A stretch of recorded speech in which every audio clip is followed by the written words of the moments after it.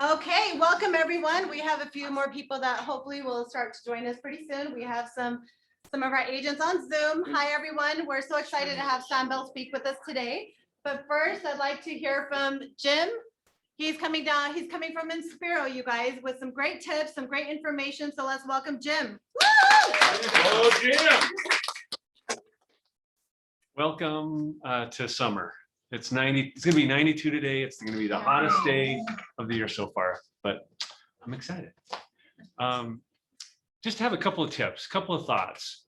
Number one, does anybody know how much money you have to put down to buy an investment property?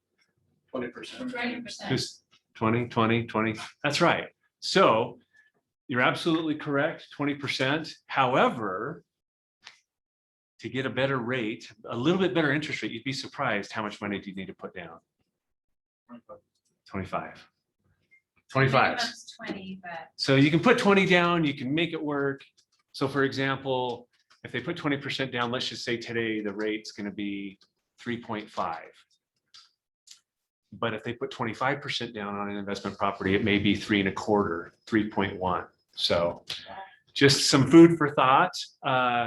Also, wanted to just quickly talk to you about interest rates. I on my phone, this is kind of an easy reference if you want to do it. I just save a little tab on my right on the my desktop on my phone, and it's to Wall Street Journal's. It's just the 10-year bond. So if I ever want to know what the market is doing, I'll click on that. It opens up, and right now that 10-year bond is at 1.5, which means it's doing pretty good today. Not necessarily doesn't mean that rates are going to come crashing down, but it means that they're kind of just holding steady, right? And to give you some color on that, last year that same 10-year bond was like 0.6, 0.7, 0.8, and that's why rates were down there in the mid twos, but then the new year happened, and now we're concerned about inflation, and so it's crept up, and that's why rates are now closer to 3%, 3%, 3.1 on any given day.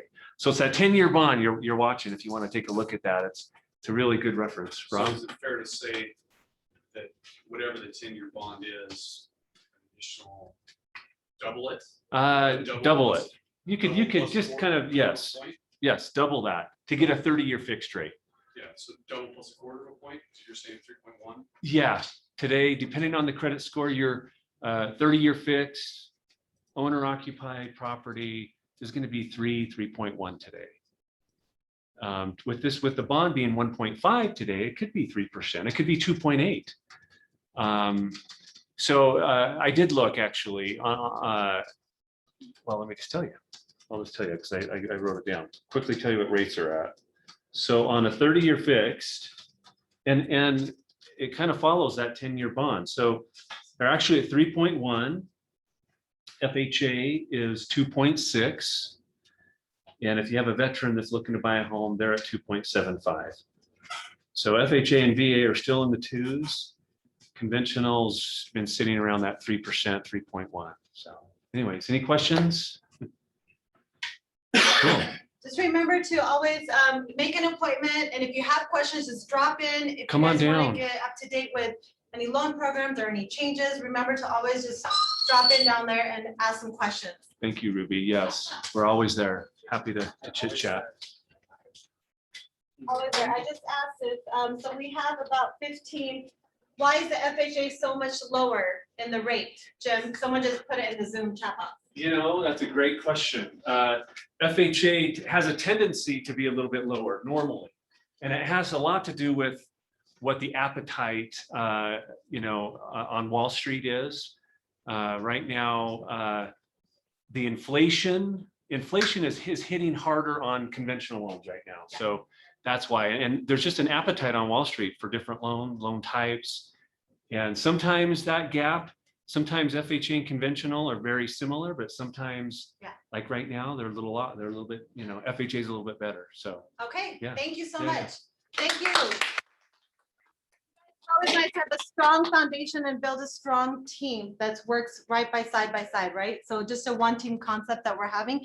Any questions that you have, please drop down and just ask anytime. They're always so helpful. Next, we want North Star Title. We have Crystal Cruz coming up to share some tips on title. Woo-hoo! Hi guys. Some new faces. Hello. So I'm Crystal with North Star. I give a spiel to people here last week, but even though North Star is new, we have about 30 plus years experience in the office. Personally, I have about 14 years, and that's quite some time. So the market that we have is crazy, right? So my recommendation for title is if you have a listing, get it open with us right away.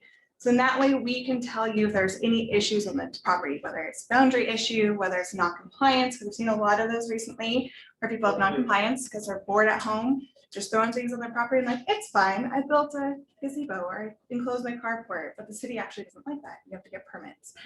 So seeing a lot of those issues, and also just make sure with how the market is going, people are flipping houses really fast. So there's a lot more title clearing that needs to be done on the back end. So it just kind of gives you the go ahead. So if you have a buyer's ready to close in the 14-day window, we're ready to help you guys with that process. Couple of other things. So as she was saying, that we are the one team here. So for new agents, Inspiro and North Star are going to be teaching a class together. So it'll be a Title 101 and a Loan 101 course. So we are building that one team aspect downstairs on the first floor, so we are better to serve you guys. Another thing that we're going to be doing is once a month after base camp. So we haven't decided on which Wednesday yet will work for everybody. Right now we're looking at maybe the first or the last Wednesday of the month. We're gonna have an open door. So we're gonna have like fun snacks, some music, and you can come in and meet the whole team. I'm just one person, and there's a whole team down there. So you guys could come in, say hi, ask your questions, pick up some swag and some snacks. So we'll keep you guys posted on what Wednesday we take. Swag and snacks. And we have bomb snacks downstairs, not gonna lie. Huh? Swag's way So- cool. Actually, you just got something new, right? Yeah, I didn't bring them up here, but we actually just got a multifunctional tool. So it's like a screwdriver that has 7 different bits in it. Pretty awesome for new home buyers. And also for you guys who are walking through inspection and kind of want to like look at things, you can open it up with the screwdriver. Just something one of the the male agents that we've had requested. We have another swag item coming in that will be more daily use. That will have, but we have other Screwdriver's pretty things. much daily use. Yeah, it is true. I mean, I don't use a screwdriver every day, but I'm also not DIYing every day either. Yeah. But yeah, come on down, check it out. And then, like I said, I'll keep you guys posted. And then Inspira and I will also let you know when we're having our Agent 101 class. Love That's it. awesome. Awesome. Thank you so much, Crystal. Any questions you guys have on closing disclosures, PR, settlement statements, please always drop in and ask questions. They're amazing down there. And always leave us some good treats. So it's great. Okay, you guys all know our amazing speaker today is Sam Bell. Woo! He's not only been with the company for over 10 years as legal counsel, but he's the president of Everest. Today he's going to talk about how to handle your clients in low inventory markets and also different tactics being used to get offers accepted. Some good and some not so good. So a lot of knowledge and experience here. Get your questions ready, get your notebooks ready. We have about 16 online, so we're gonna have a great base camp. Woo! Go Sam Bell! All right. Okay, here's the question. You're supposed to ask me questions and I'm here to ask you questions, right? Why do we list? Why do we list properties? The sell. To sell, right? Why does your seller list their property? Sell and make To money. sell and make money, right? They don't list to get offers, right? They don't list to get offers to cancel so they can get more offers. And if that's what's happening, they're not gonna go to their family party and be like, you guys, come here. I have the best agent. Do you know how many offers I got? And then it canceled and I got more offers. Seriously, you gotta call these guys. They're amazing. That's not, that they are there to sell, right? And we are there to sell. We don't get paid unless we sell. They don't get paid unless they sell. Why do buyers write offers? Buy. To buy, right? We are talking about closing deals. We want to close deals. And right now, what I'm seeing is a great view out these windows. But what I'm actually seeing is there's a lot of offers, there's cancellations happening. And what's ending up happening is buyers are getting a little too anxious. They're getting a little excited. They get that competitive bone. There's a side of me that's known as race Sam. And it's a good thing I'm not in the market right now, or I'd be making dumb decisions because I would be all about the win, not about whether I can afford or what I'm doing is right. It's about the win. Okay. And so I'm seeing some of that and it's becoming problematic. We have buyers that are making dumb decisions about earnest money and putting earnest money at risk through making it non-refundable, thinking, oh, that's going to sweeten it up. Right. So, I mean, we could probably throw out all kinds of dumb things you're seeing. In fact, let's do that. That sounds fun for me. What dumb things are you seeing? Rob's in the back. He's full of dumb things he sees because that's actually his job. You're like, which one should I start with? He doctors dumb things all day, right? Fun job. Rob, what are you seeing? That's like, you're like, oh my gosh, I can't believe they're doing this. Well, also understand, I can't believe they're doing it, but I understand that the market is commanding, so Mhm. they may have to do things. Mhm. So you can do dumb things, but in a better way, Okay. if that makes sense. So, Say for the dumb example, things. the dumb things. Everybody wants to you hear have dumb do things. non-refundable earnest money upon acceptance, Okay. waiving due Earnest money. diligence, waiving appraisal, waiving financing, and buying the house basically sight unseen almost. So that's dumb. But there are now better ways to at least protect yourself if you're gonna have to submit a dumb offer. If that makes sense. What else are we seeing out there? Rob's done. He said everything, but what else? I have one, Sam. Has he covered the whole gamut? Money over appraisal. Money over appraisal, right?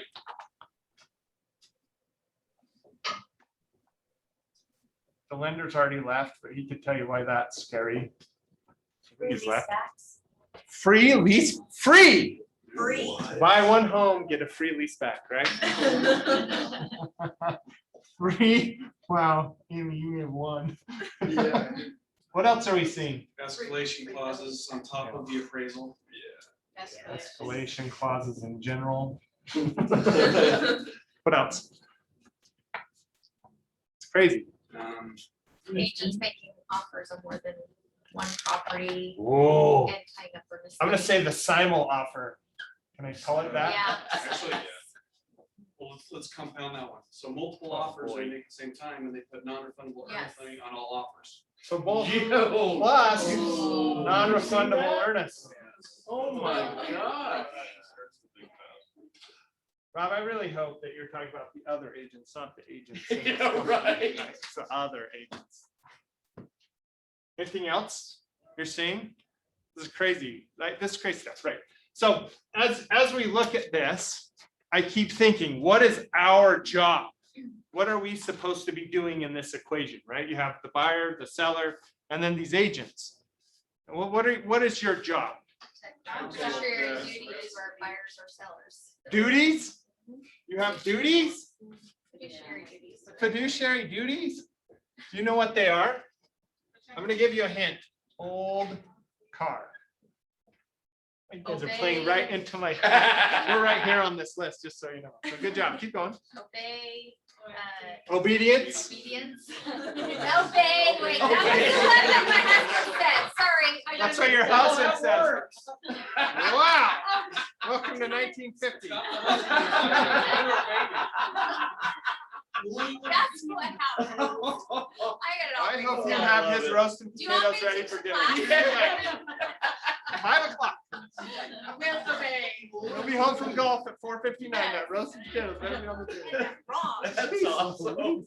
Rob's closing the door. He's like, this is Love it. getting out of hand. Obedience, which is you have to obey See, I was close. See? all lawful instructions of your client. Okay? All or most? Oh, yeah, I'm a little most. confused on that. That's all lawful. They gotta be lawful. Okay? All right, what's the L? Loyalty. Loyalty. What's that? No, okay, confidential, that's C, but what's loyalty? Loyalty to your client. Best interest, that's key. As we start diving into this and how we operate with this stuff, loyalty is going to be a big deal. Okay, I'm gonna add a couple to that list when we're done. All right, D.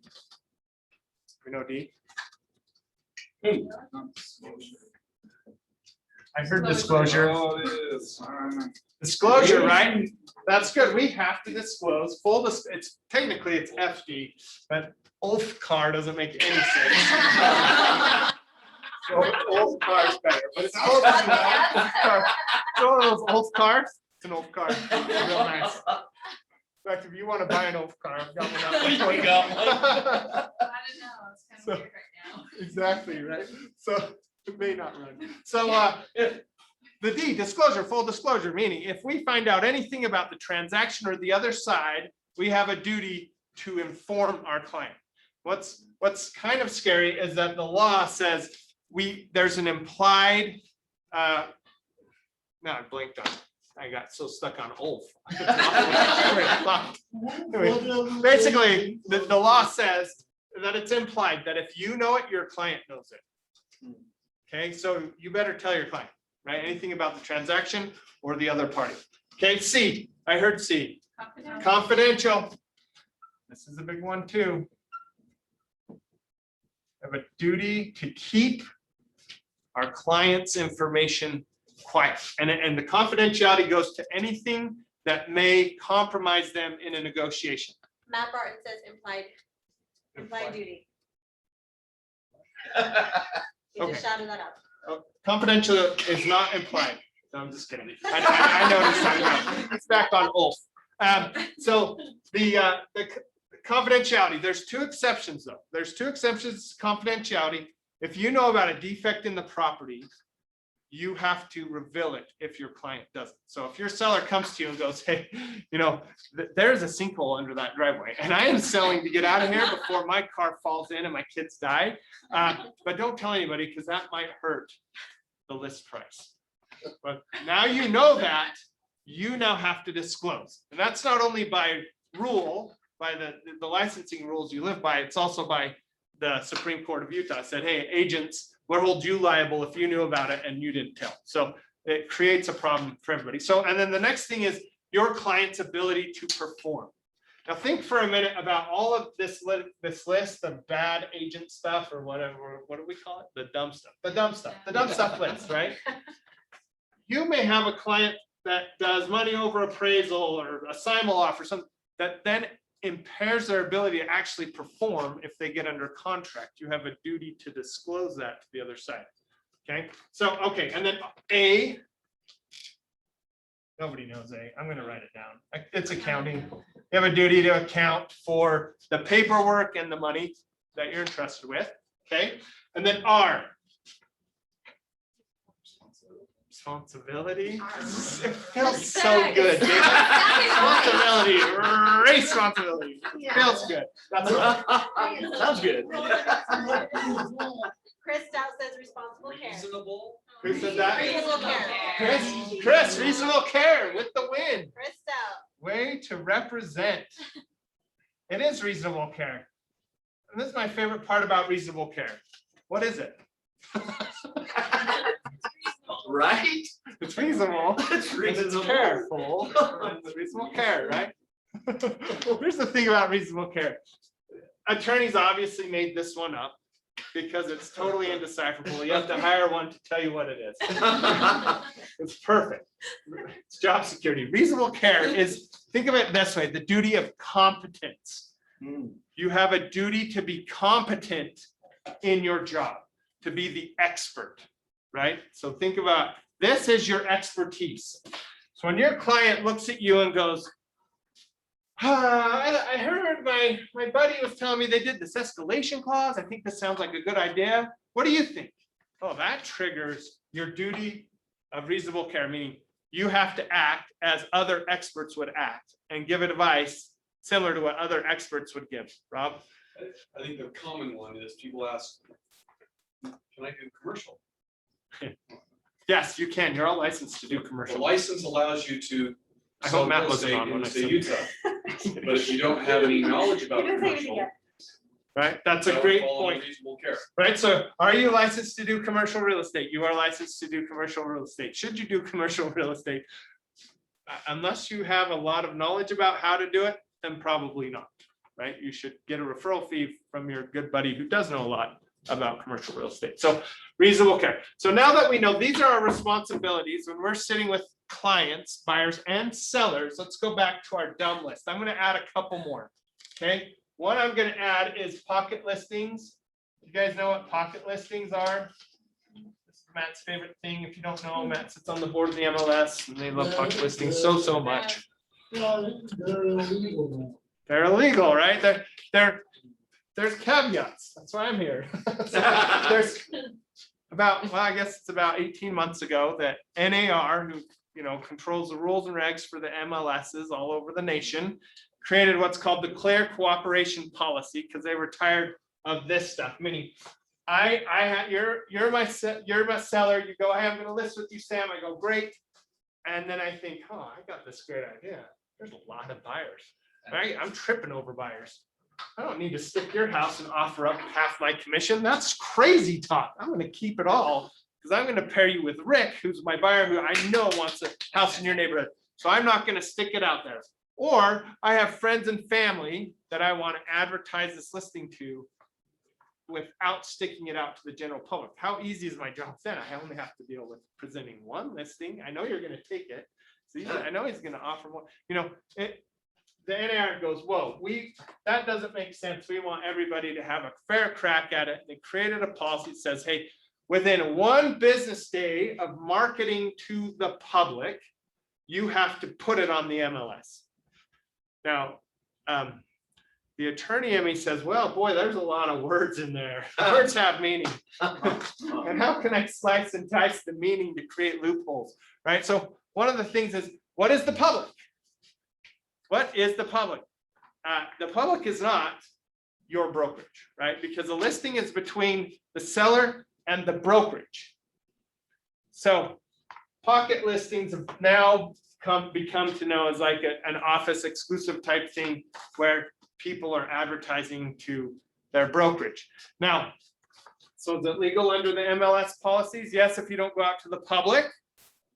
But, right? But, right? Is it actually okay with your duties to your client to do stuff like that? Okay, so let's just run through some of the stuff you think of other dumb things or people on Matt, Zoom land. Yeah, Matt wanted to add. No, Matt can't add. Matt cannot. I know I butchered it. I oversimplified it, and I will sue the MLS. I'm just kidding. He said, per corporation does allow for a pocket listing. You That's just what I have said. publicly market it, make a kind of contribution of your fiduciary loyalty. Thank you, Matt. You Thank you, have Matt. now, looking right at you, you have verified everything I just said. The question is it a good idea? Let's just start there since we're up there. So you have a seller come to you, you know what it's like out there. If you're a seller, is it a good idea to limit the number of offers? Is it in your seller's best interest? Rob's at the back saying maybe. Depends, right, Rob? It depends. Let's go with the depends. This is fun. We're gonna be here all day. I hope you guys. That says we have 34 minutes. I feel like. You're right. Why does it depend, John? Well, if they want the highest amount of money, then no, it's not in their best interest. If they're wanting quick sell, they need out of there tomorrow. Then you got a cash buyer that can do that. Why would you go to the public? Yeah, it's a good idea. So ask questions, right? Is it our job to automatically know our client's best interests? No, we need to ask questions, right? And I think that's where you're coming. The depends means what is their best interest? If I don't know, I'm going to assume it's a bajillion offers and a lot of money, but I don't actually know unless I ask questions. Now, if you're on the buyer's side, you should be asking the other side, the listing agent, hey, what is your client's best interest? Why? Because that arms you with information to write a really solid offer, to exercise your reasonable care and be the expert to your buyer and helping them design something that's going to work. I think, you know, the ideal that we have a lot of times in our mind is all cash, fast close. But is that always what's best for our seller? Maybe not. Maybe they've got to wait to close for 30 days. Maybe they don't want to do a free lease back, right? There's all kinds of things that are going on in our clients' minds. On the buyer side, we want information because information is going to win the war. On the seller side, we want to understand what's in their best interest so we can tailor things to meet those interests. I see a hand, and I was just so like I was just gonna taken say, away. maybe privacy reason, maybe the seller doesn't want anybody to know that there's Bing, bing, bing. I love that. So 2 weeks ago, I was talking about almost the same thing. In California, they have one more duty. I'm sorry, but they have more problems than we have. So they have one more duty, but I was talking about that. Where I was teaching from is right in the hub of, you know, movie star, music producer, people central, right? Famous people central. They don't want everybody to know. If Rudy Gobert calls you and says, hey, I want to list my house, but I do not want people to know my house is on the market. I do not want a flood of people coming, looky-loos, and you know, I want some discretion here. I want it private, right? That is a valid point. You know, if Gail Miller calls you and wants the same, or you know, name a famous Utah calls you. Post Malone, how about that? Post Malone, right up the road. Post Malone calls you and says, I don't want people to know that I'm the seller. How do we get this sold without everybody learning I'm selling, right? That's a great example. Perfect. So it's not always get it out there quick, right? And that's why, and Matt can verify this. Pocket listings are allowable, but sometimes not advisable under your duties for your clients. Okay, non-refundable earnest money. See any issues there with your duties to your client? So, by the way, on this stuff, they're all important, but the big ones that get triggered in this kind of market are loyalty and reasonable care. Okay, loyalty and reasonable care. So making earnest money non-refundable, is that in your buyer's best interest? no. The answer is depends. Go. No, why? Let's say it's hard.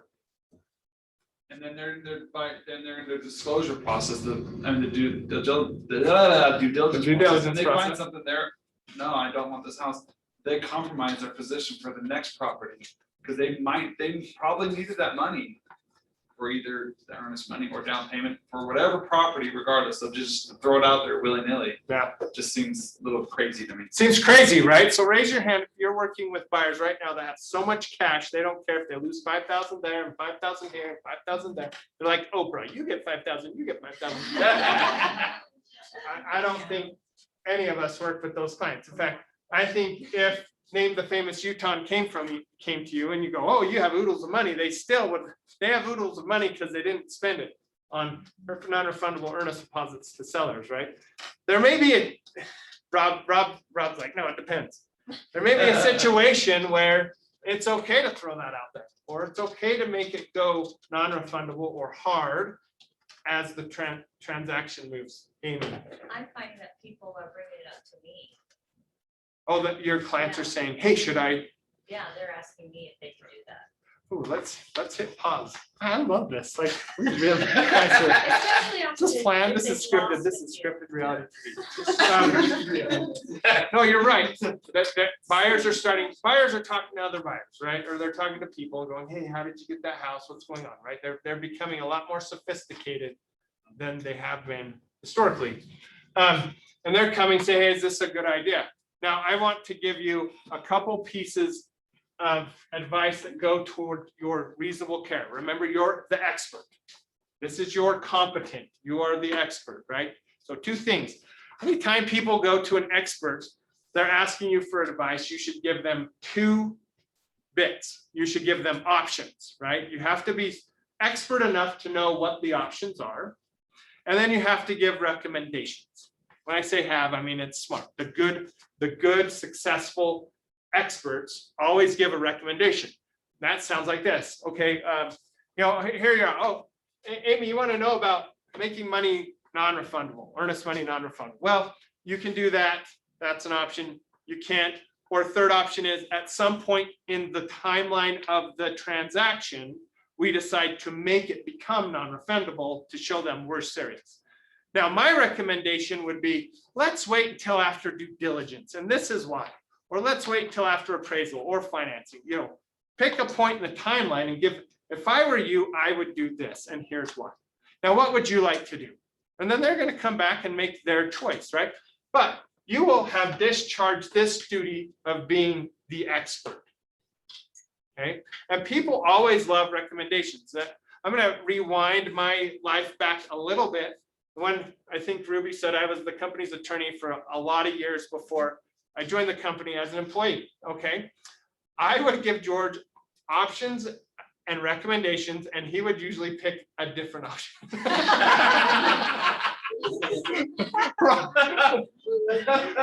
I'm not always gonna go with what your recommendation is, right? But somehow I'm here today.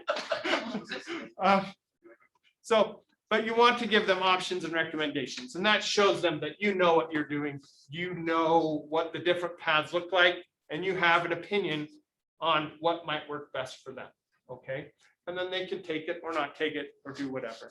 So earnest money, it may not, I lean more from the depends to Swen's side of the no, not a good idea, right? Because unless they've got oodles of cash laying around where they can afford to lose earnest money if they don't like the house, it could become very problematic.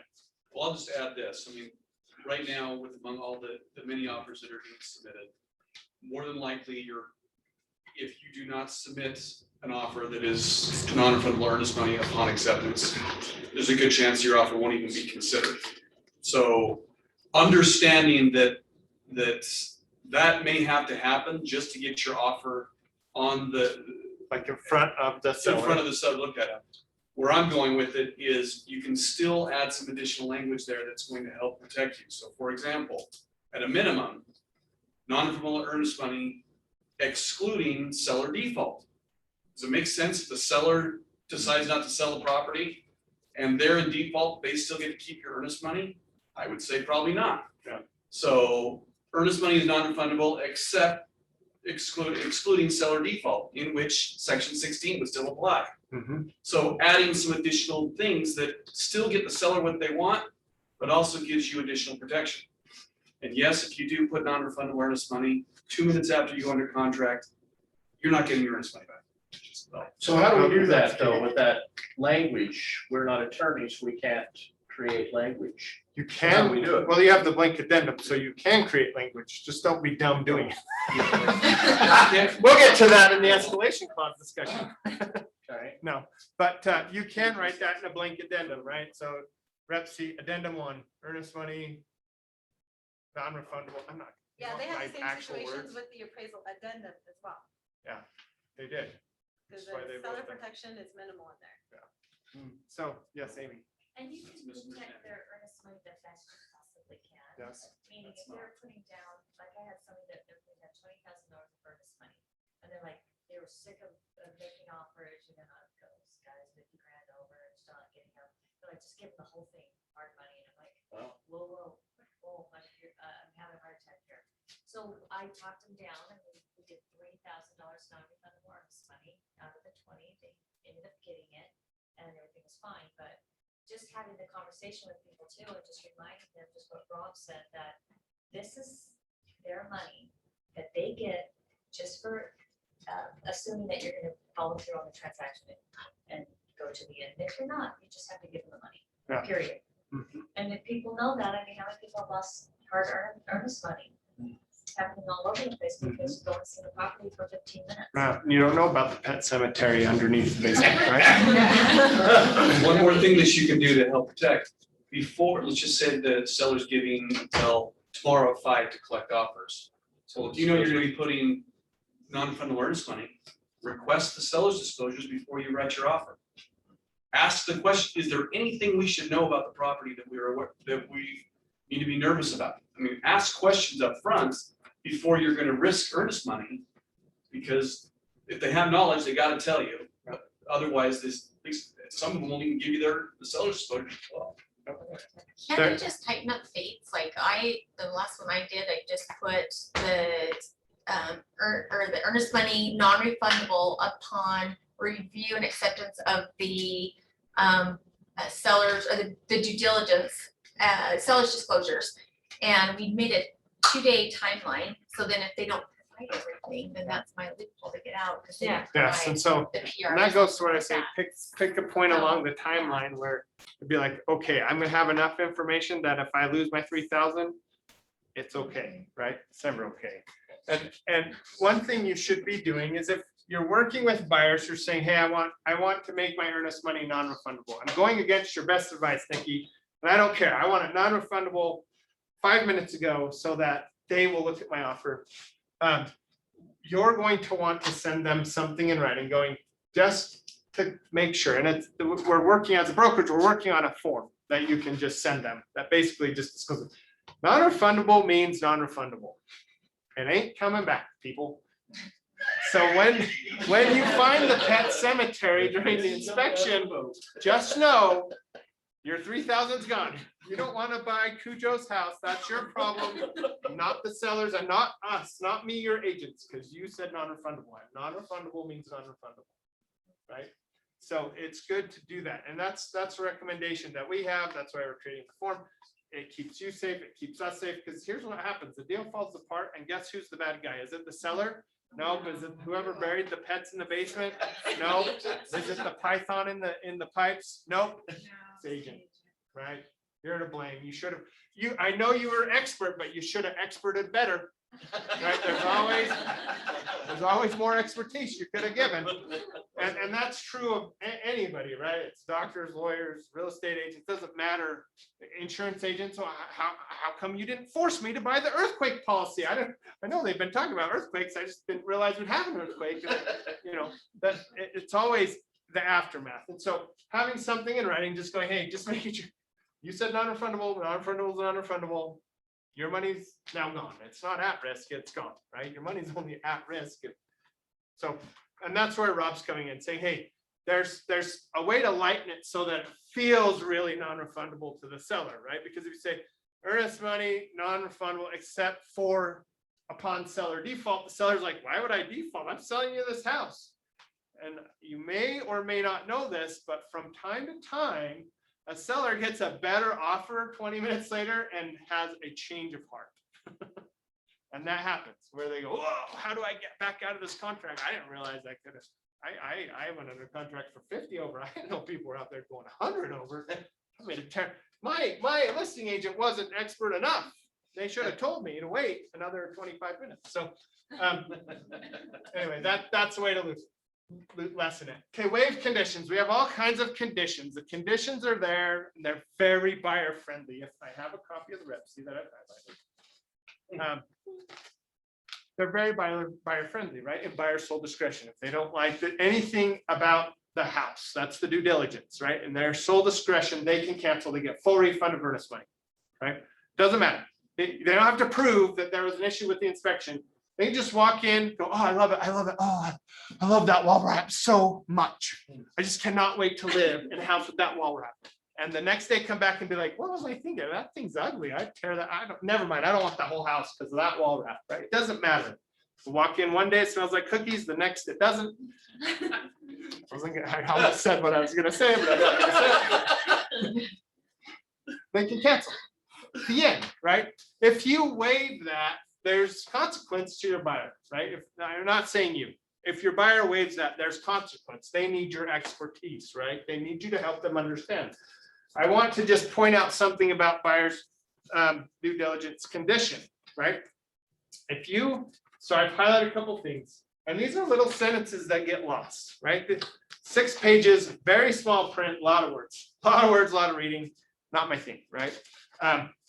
There's a couple things we should be aware of so that we can exercise our duty of reasonable care and be the expert for our client. So sit down and go, hey, I'm your buyer. I go, hey, I hear if I have no conditions or no contingencies that I could get this accepted. I really think I should do that. Or you sit down with them and go, hey, here's some options. I talked to the listing agent. Listing agent said they've got a bunch of offers. Some of those offers are subject to nothing. So if you want to be competitive, you should make it subject to nothing. Now, here's your options. You can do that. You can make it, you can waive some of them, you can waive all of them, you can waive none of them, but here's what comes into play with due diligence specifically. You have a box. I think we've all seen the box. Hopefully we've all seen the box. Box says is not, right? And this is what it says, if checked in the affirmative. If you check is, section 8(1)(a) through 1(c) apply. Otherwise, they do not. Well, here's something under 8(1)(a) that you should be aware of. Seller agrees to cooperate with buyer's due diligence. It's a little sentence buried right there, that little highlight right there. It's buried at the bottom. What that means is the seller, if you check is subject to due diligence, the seller is then agreeing to open the house to whatever inspections, bring in the pet exorcist, whatever you want. It doesn't matter. It's up to the buyer. Whatever you want to do to figure out if this is the house for you, this is something you want to buy, the seller has to open their doors and allow you to do that. If you check is not, section 8(1)(a) that says that doesn't apply. So as you're working with your buyers and they go, hey, I want to waive due diligence, go, woof, okay, good luck. But you're still going to, what they're really saying is, I want to waive my right to cancel and get all my money back for due diligence. What they probably, or most likely are not saying to you is, I don't ever want to see the house again. I can't wait to get the keys after closing. That's not what they're saying. I guarantee you, if you ask them the questions, say, what's in your best interest? Say, no, I want to know what I'm getting myself into. I just don't care if I have the right to cancel and get my money back for due diligence, right? So you're going to check is not, but then that blank addendum, you're going to pull it out, addendum 1, and you're going to write, seller agrees to allow buyer to enter the home with their contractors, inspectors, something along that. Buyer is still entitled to do inspections and testing, whatever they want to do to this house to figure out if they want to buy the house, and seller agrees to cooperate with that process. How that changes it is it removes the cancellation right, but retains the due diligence right, which is the research, the homework, the analysis that your buyer wants to do. Now you're the expert. You experted good on that one, because you're still allowing your buyer to get in there and forcing the seller to cooperate in that process. Okay. All right. Appraisal financing. If you waive those conditions, your buyer better be ready to pay the piper. And this is what I mean. So, you sit down with your buyer, that they need financing. If they need financing, then there's got to be an appraisal, right? They're so interconnected. And they may say, hey, I'm fine. I have tons of cash. I'm fine going way over ask, and I'll cover the difference with all of my hordes of cash. I'll be fine.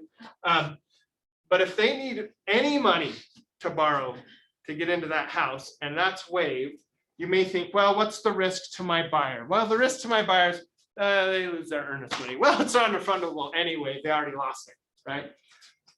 The problem is, really, if they can't close, the seller has options under paragraph 16 of the REPC. They have 3 options that they get to pick from. Rob's shocked about this. We should all be nervous. They have 3 options, right? And one of the options is specific performance, retaining the earnest money and suing for specific performance. And it's been a long time since I went to real estate school. When I was there, we talked about what specific performance was.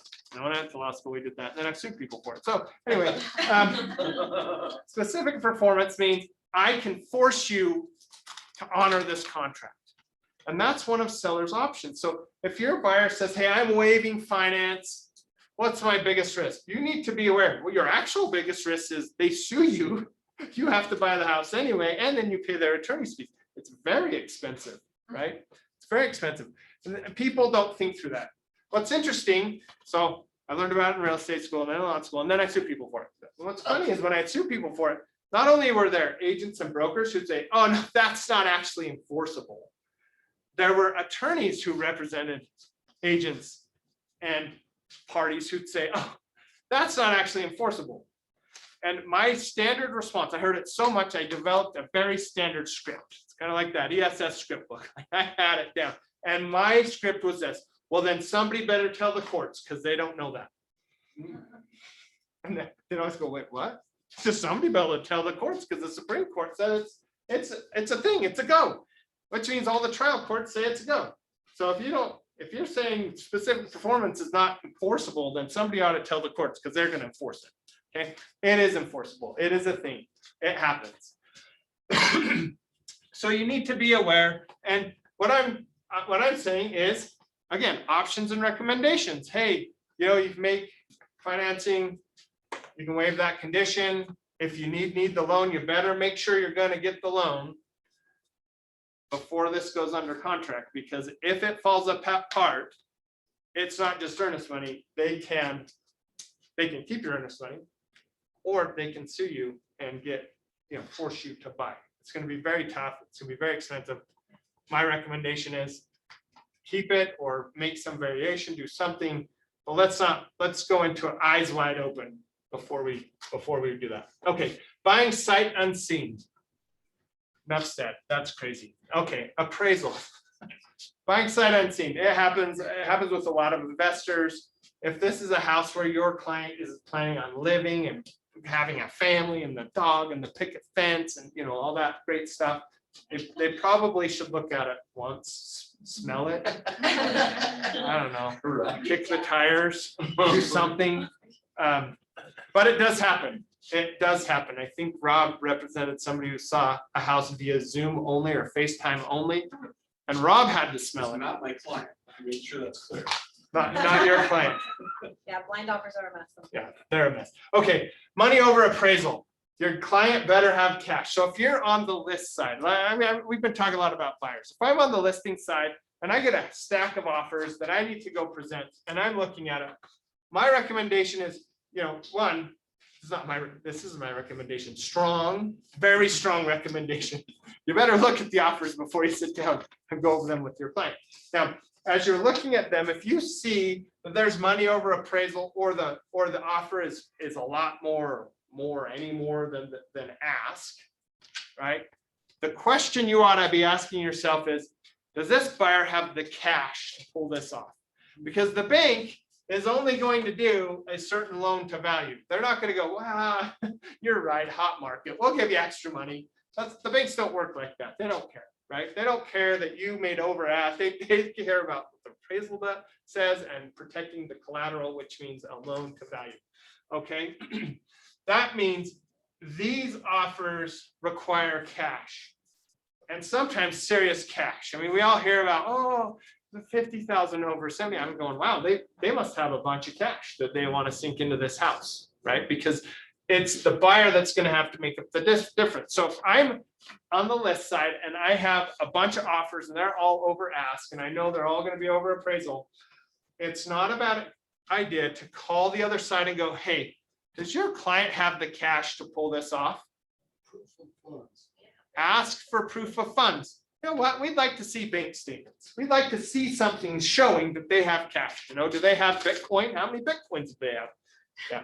Would you recommend, if you had a listing, for them to get an appraisal before they even list it, just so when you're getting the offers, you kind of know what's gonna go down? Oh, interesting.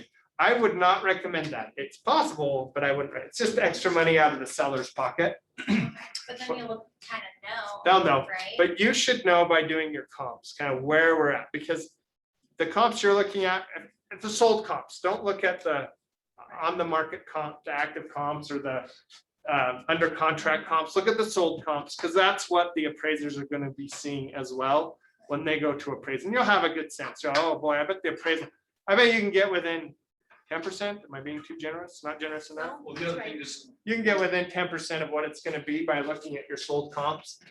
And then that's where your expertise comes in.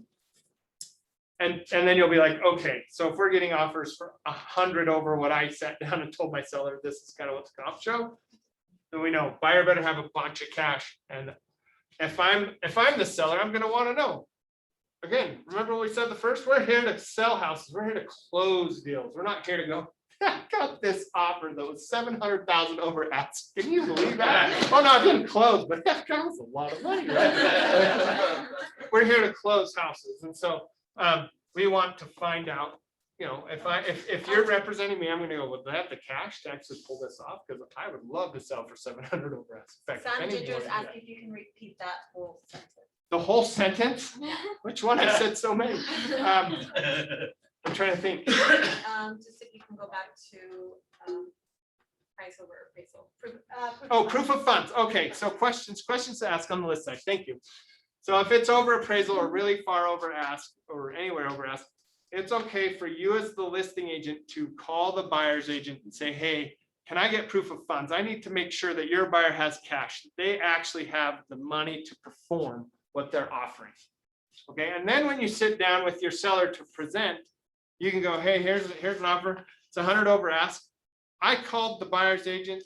Here's, they've provided a letter from their bank or, something, proof of funds. They can perform. Like if they need to come up with that 100 in cash or 150 in cash or 200 cash, whatever, they've got it to do it. I know this is basic, but there's probably a lot of new people asking. The way you do the math is simple. It's just the price over the appraised value, plus your down payment, plus your closing costs. All of those monies and plus whatever other things you have to do, like inspections or inspections. That is the amount of money that you have to prove that you have in this verification of funds. I'm writing this down because that sounded really profound and other people might want to write it down too. Okay. Well, just when you're talking to your buyers, you Yeah, need to be able to money say- over appraisal, down payment, closing costs, right? Yeah, inspections.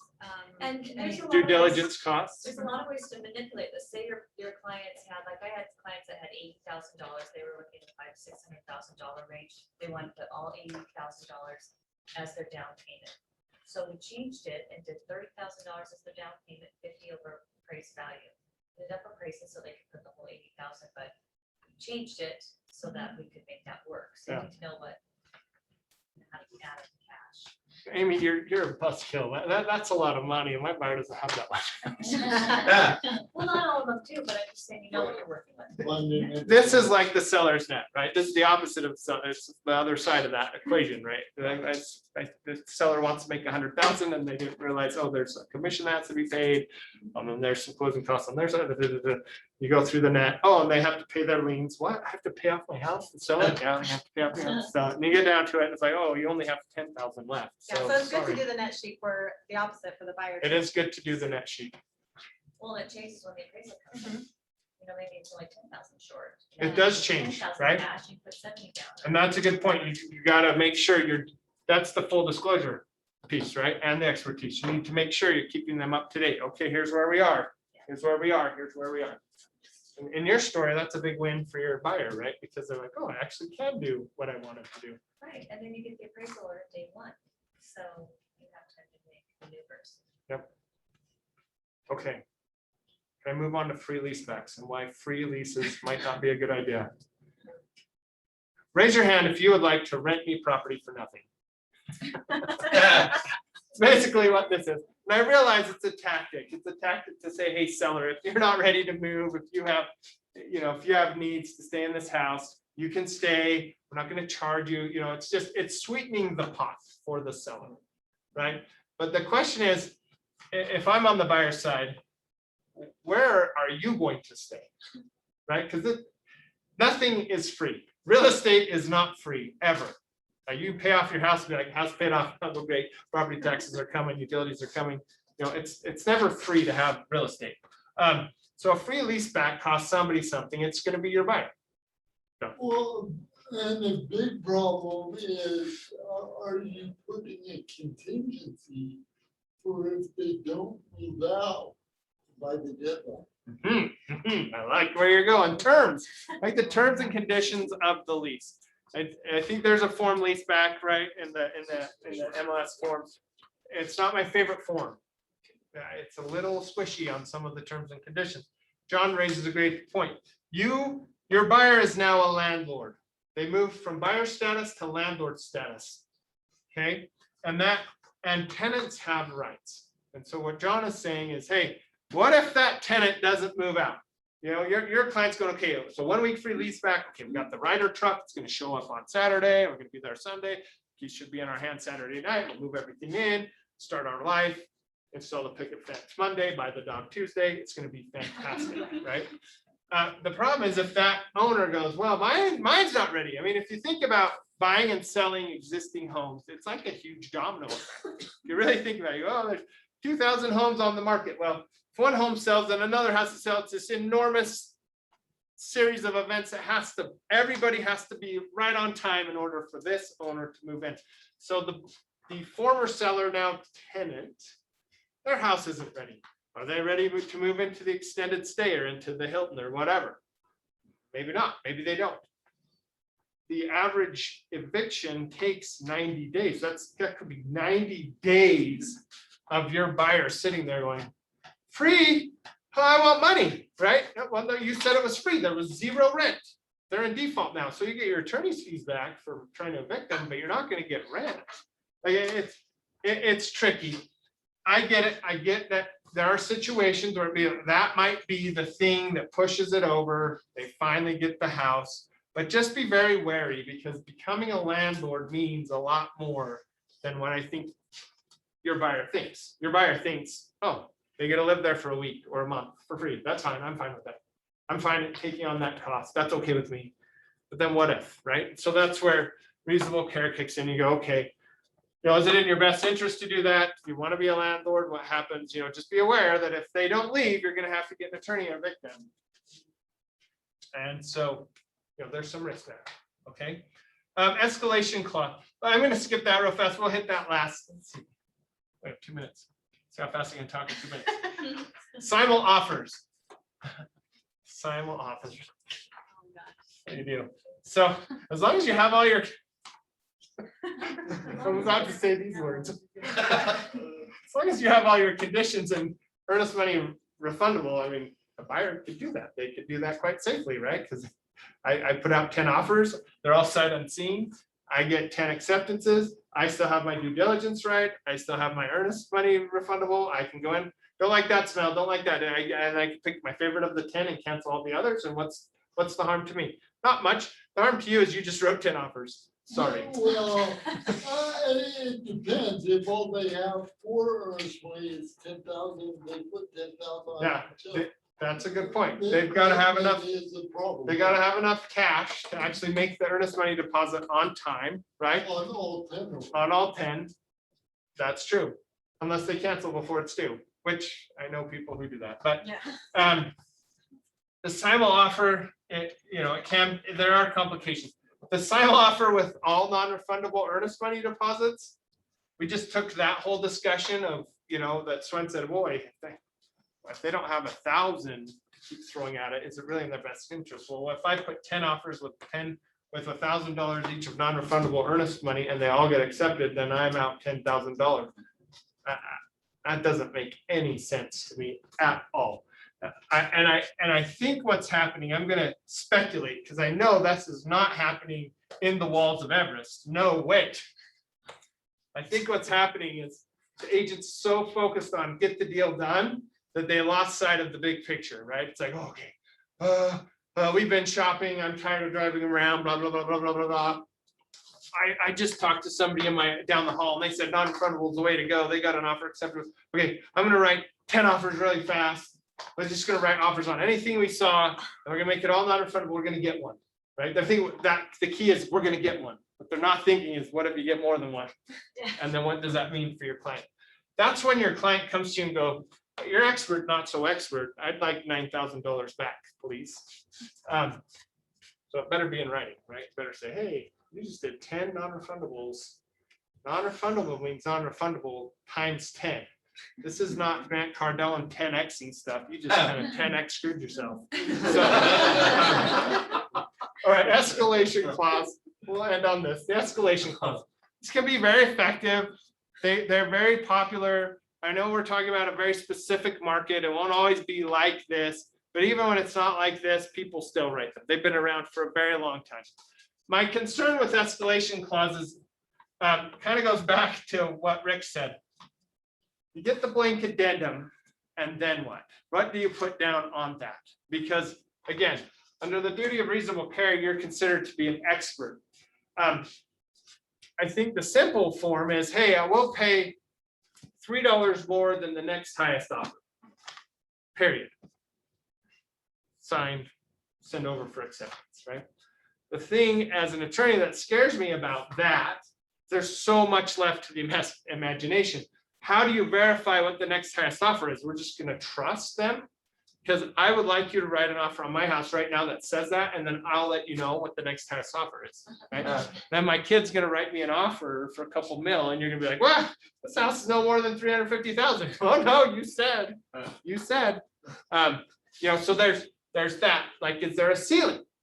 If I say $3 more than the next highest offer, and my client doesn't have unlimited wealth, we may have a problem, right? Because we don't know, we can't predict today what the next highest offer is going to be, right? So if our client says, boy, I really love this house, but I can't spend any more than $550.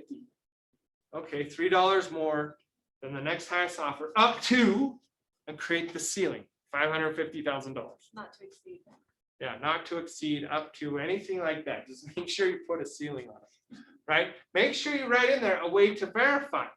Seller agrees to provide copies, if you want to get really legal, true and correct copies of all other offers, not just the one they want to show us they think's the high. We want to see all the other offers, right? So you want to build in a safeguard so that you can verify that it actually is what it is. Your title company, your lender, underwriter, they're all going to want to see that too. That at some point they're all going to go, well, what you wrote me was a math book. I hate math. I don't do math books. Tell me a number. That's what your underwriter wants to see. That's what your escrow officer wants to see. They've all left, but if we brought them back, they go, yes, I just want numbers. Just tell me the number. I don't want to do the math, right? The math scares them and they're not going to do it. So, you need to make sure you have a way to verify it. And then ideally at the end of this, you do an addendum with that number.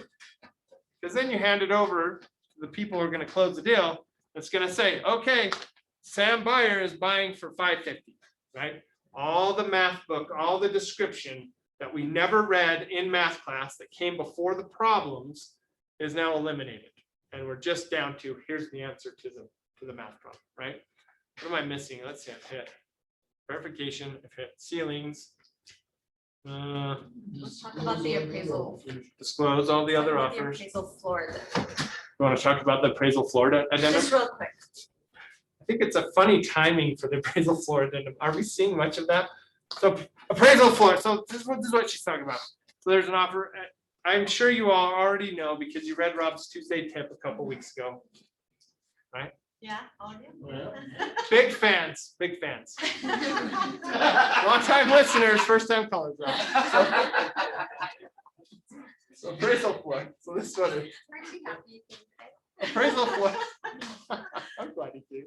Appraisal floors are this. It's another math equation, basically. So instead of it's based on the appraisal rather than the next highest offer. So I agree to pay you $5,000 over lowest appraisal or highest appraisal or medium appraisal, whatever appraisal, right? Right, Rob? Rob's the expert. The appraisal is done in reverse order. You got to look at it from the standpoint of what is the highest price your client is willing to pay for the property. In that, if the highest price they're willing to pay is $400,000, okay, how much are you willing to pay above an appraisal? I'm willing to pay $10,000 above an appraisal. In that case, you put $390 as the dollar amount in the appraisal floor. So you've got to do it a little bit in reverse order. Normally, people, how much are you willing to pay? Okay, we'll pay X dollars above appraisal and go forward. Yeah. You got to do it in reverse order. What is the highest amount you're willing to pay for the property? And then what is the highest amount you're willing to pay above the appraisal? Then you set the appraisal floor. So Rob is talking about the form, the actual form from the UAR, which has a blank, which the blank is appraisal floor. How much, right? The concept is instead of saying, I'm willing to pay X number of dollars more than the next highest, it's I'm willing to pay X number of dollars over appraisal, okay? But you have to set what's called the appraisal floor. And the form was created to protect the consumer, right? It was, I think, But there was enough of these happening that the UAR Forms Committee went, whoa, and it was ugly. It was ugly.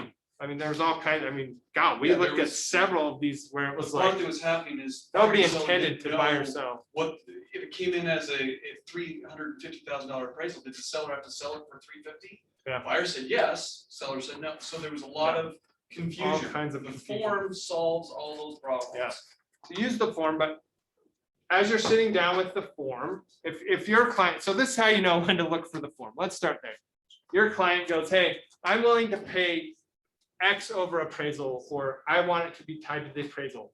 That should trigger in your mind, oh, we got a form, I gotta go get that form and take a look at the form and see what I need to know. And that's where Rob comes in. That's where Rob's saying, okay, the first thing you need to know, how much is the most they're willing to pay? Okay, if it's 400,000, that's the most I can pay. If it's 401,000, the deal's gonna fall apart, and I don't have another $1,000 to put into this, right? Then you gotta back into the appraisal, and the appraisal floor is how much the appraisal would be. You have to back into that number. Okay, 400,000, and that's where Rob is saying, you know, if it's 400 and they're saying, hey, I'm willing to pay 10,000 over appraisal. Okay, 400 minus 10, 390. Okay, and that's what you'd write into that blank. Yeah. That form also protects the purchase price. Yes. Everybody's agreeing to this one price. Yes. That's the only scenario where this one price will still work. Yes. And if that doesn't work, then If it appraised at 390, the purchase price is still 400. Yeah. And where that comes is the sellers were looking at going, oh, this is a great idea. I mean, this is what we were looking at. Sellers would get one hit. iBuyer, purchase price is TBD, which was happening. People would not write a number in paragraph 2, they would write TBD. That's terrifying. That's terrifying to me. It's terrifying to attorneys everywhere who actually care. The ones who don't, they're like, please keep doing that. You know, I have had my eye on this Ferrari downtown. It's beautiful. It's really expensive, but if you keep writing TBD, I can get that Ferrari. They're writing like TBD, and then they're saying, you know, like an addendum 1 and a blank addendum saying, hey, purchase price to be $10,000 over appraisal. And the seller's looking at it going, awesome. I think I'm going to make more than what I thought I was going to make on this. And then the appraisal will come in really low. That was under asked. And the seller's going, whoa, whoa. When I listed, I was not agreeing to sell my house for $310,000. I thought I was going to sell it for $350,000. And now what's my obligation? I want out. That was not my intent at all, right? So that appraisal addendum protects both sides, protects the purchase price, protects the buyer, right? Yeah. Okay, is that it? Any questions? We only went 9 minutes over, so I beat George's overtime by. No? All right. Any Thank you for questions, coming. any complications? Well, I have the applications, now they're all confused. Thank you to everyone on Zoom. Fun, Sam, thanks. Yeah. Sam, I'm really worried about how many animals get under your house. How a lot of them are in my house. We are not very good at